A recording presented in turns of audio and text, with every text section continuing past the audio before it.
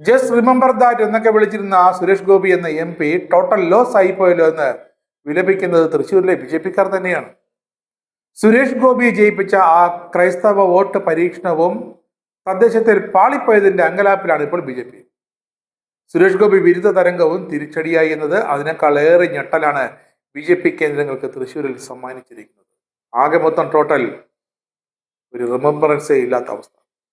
ഒരു കൊല്ലമായില്ല ലോക്സഭാ തെരഞ്ഞെടുപ്പിൽ കേരളത്തെ ഞെട്ടിച്ചുകൊണ്ട് തൃശ്ശൂരിലെ ജാതിമത സമവാക്യങ്ങൾ സുരേഷ് ഗോപിയെ ജയിപ്പിച്ച് പാർലമെന്റിലേക്ക് വിട്ടുകഴിഞ്ഞു. ഒരു കൊല്ലം കഴിഞ്ഞപ്പോൾ ലോക്സഭാ തെരഞ്ഞെടുപ്പിൽ BJP പയറ്റി വിജയിച്ച ക്രിസ്ത്യൻ വോട്ട് നേടാനുള്ള തന്ത്രങ്ങൾ തദ്ദേശ തെരഞ്ഞെടുപ്പിൽ 8 നിലയിൽ പൊട്ടിയെന്നാണ് BJP-യുടെ വിലയിരുത്തൽ. തൃശ്ശൂരിൽ സുരേഷ് ഗോപി വിരുദ്ധ തരംഗവും തിരിച്ചടിയായെന്ന വിലയിരുത്തലുണ്ട്. തദ്ദേശ തെരഞ്ഞെടുപ്പിലും വിജയിക്കുകയാണെങ്കിൽ നിയമസഭയിലും ഇതേ തന്ത്രം പയറ്റാനായിരുന്നു BJP-യുടെ അണിയർ നീക്കം. ചുളുവിന് കുറെ വോട്ടങ്ങ് വന്നേനെ, പക്ഷേ നടന്നില്ല. സുരേഷ് ഗോപിയാകട്ടെ തൃശ്ശൂരിലെ വീട് വിറ്റ് തിരുവനന്തപുരത്തേക്ക് തിരിച്ചു പോവുകയും ചെയ്തു. തൃശ്ശൂർ ലോക്സഭാ തെരഞ്ഞെടുപ്പിലെ വൻ വിജയം കണ്ടുമോഹിച്ച് അതുപോലൊരു വിജയത്തിനായി ക്രിസ്ത്യൻ വോട്ടുകളിൽ കണ്ണുവെച്ചുകൊണ്ടുള്ള തന്ത്രങ്ങളാണ് ഇത്തവണയും BJP പയറ്റിയത്. പക്ഷേ പണി പാളിപ്പോയി. ഇതിനായി തൃശ്ശൂർ ഉൾപ്പെടെ പള്ളികളുടെ സഹായത്തോടെ സ്ഥാനാർത്ഥികളെ നിർത്തുകയും ചെയ്തു. പക്ഷെ ഫലം വന്നപ്പോൾ ആ ഡിവിഷനുകളിൽ NDA മുന്നണി സ്ഥാനാർത്ഥികൾക്ക് 3ാമതും 4ാമതും ഒക്കെ ചെന്നെത്തേണ്ടി വന്നു. ക്രൈസ്തവ വോട്ടുകൾ ഏറെക്കുറെ മുഴുവനും UDF-ലേക്ക് എത്തി. പരമ്പരാഗതമായി അങ്ങനെയാണ് ചെയ്തുകൊണ്ടിരുന്നത്. അവരുടെ സ്ഥാനാർത്ഥികൾക്ക് വൻ ഭൂരിപക്ഷത്തോട് ജയിക്കാനായി. ഇത് ഞെട്ടലോടെയാണ് BJP കേന്ദ്രങ്ങൾ കണ്ടത്.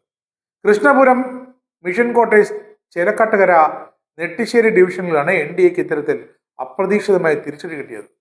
ഇവിടങ്ങളിൽ ജയിക്കുമെന്ന് മുന്നണി അമിത പ്രതീക്ഷയിലായിരുന്നു. തൃശ്ശൂർ MP സുരേഷ് ഗോപിയുടെ പല പ്രവൃത്തികളും പാർട്ടി വോട്ടുകൾ ഉൾപ്പെടെ അകറ്റി മാറ്റിയെന്ന വിലയിരുത്തലും BJP-ക്കുള്ളിൽ ഇപ്പോഴുണ്ട്. ജനങ്ങളുടെ പ്രശ്നങ്ങൾ കേൾക്കുന്ന ജനപ്രതിനിധി എന്ന രീതിയിലല്ല, ഒരു മാടമ്പി മനോഭാവത്തോടെ സുരേഷ് ഗോപി ഇപ്പോഴും പെരുമാറുന്നത് എന്ന് തുടക്കം മുതൽ തന്നെ ആരോപണം ഉയർന്നു. പല പ്രസ്താവനകളും പാർട്ടിക്ക് കനത്ത തിരിച്ചു നൽകുന്നതായിരുന്നു. കേന്ദ്രമന്ത്രിയെ കോമാളി ലുക്കിലാണ് ജനം കണക്കാക്കുന്നത്.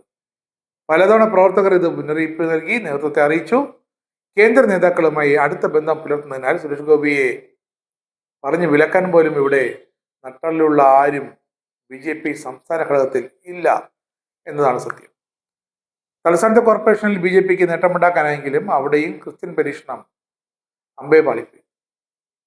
തലസ്ഥാനത്ത് നാലാഞ്ചിറ, പാളയം, പൗണ്ട് കടവ് മേഖലകളിൽ നടത്തിയ പരീക്ഷണം കനത്ത രീതിയിൽ പരാജയപ്പെട്ടു. NDA സ്ഥാനാർത്ഥികൾ വോട്ട് കുറഞ്ഞ ഗതികേടായി. PC ജോർജിന്റെ സ്വാധീന മേഖലയിൽ മാത്രമാണ് ക്രൈസ്തവ വോട്ടുകൾ BJP-യിലേക്ക് എത്തിയത്. എന്നാൽ ഇതിന് നാമമാത്രമായ പഞ്ചായത്തുകളിൽ മാത്രമായി ഒതുങ്ങുകയും ചെയ്തു. തൃശ്ശൂർ ഉൾപ്പെടെ ചില നേതാക്കൾ പ്രചരണ രംഗത്ത് കാര്യക്ഷമമായിരുന്നില്ല. എന്തായാലും ചിലർ പേരിന് വേണ്ടി രംഗത്തിറങ്ങിയെന്നും ചിലർ നേതൃപരമായ പ്രവർത്തനം നടത്തിയിട്ടില്ല എന്നുമൊക്കെ ഇപ്പോൾ തൃശ്ശൂരിലെ അണികളുടെ ഓരോ മണ്ഡലം തിരിച്ചുള്ള റിപ്പോർട്ടുകൾ വന്നുകൊണ്ടിരിക്കുന്നു. ഇനി നിയമസഭാ തെരഞ്ഞെടുപ്പിന് ഏതാനും മാസങ്ങൾ മാത്രമാണ് ശേഷിക്കുന്നത്. ഇപ്പോഴത്തെ പ്രശ്നങ്ങൾ എങ്ങനെ തരണം ചെയ്യണം എന്നതിനെക്കുറിച്ച് പാർട്ടി കേന്ദ്രങ്ങൾ തിരക്കിട്ട രീതിയിൽ ചർച്ച തുടങ്ങിയെന്ന് തോന്നുന്നു. ചില തദ്ദേശ സ്ഥാപനങ്ങളിൽ നേട്ടമുണ്ടാക്കാൻ കഴിഞ്ഞെങ്കിലും ശരിക്കും രാഷ്ട്രീയ പോരാട്ടം നടക്കുന്ന ജില്ലാ പഞ്ചായത്തുകളിൽ പാർട്ടിക്ക് കാര്യമായ നേട്ടമുണ്ടാക്കാൻ കഴിഞ്ഞിട്ടില്ല എന്ന് സംസ്ഥാന ഘടകവും ചിന്തിച്ചുകൊണ്ടിരിക്കുകയാണ്. പാർട്ടി അടിത്തറ ഇപ്പോഴും ശക്തമല്ല എന്നതാണ് ഇപ്പോൾ പുറത്തുവരുന്ന വിവരം. പിന്നെ BJP-ക്കുള്ള ഗ്രൂപ്പ് വഴക്ക്. എന്തായാലും ഒരു കാര്യം ഉറപ്പാണ്, ഇത്തവണ തൃശ്ശൂരിലടക്കം ക്രൈസ്തവ വോട്ടുകളെ ഭിന്നിപ്പിക്കാൻ BJP നടത്തിയ ശ്രമം അത് പാളി. ക്രൈസ്തവ വോട്ടുകൾ ചെന്ന് ഏകീകരിച്ചത് LDF-ലല്ല, UDF-ലേക്കാണ്. അത് UDF-ന് 2026-ലെ നിയമസഭാ തെരഞ്ഞെടുപ്പിൽ വലിയ പ്രതീക്ഷകളാണ് നൽകുന്നതെന്ന് നോക്കണം.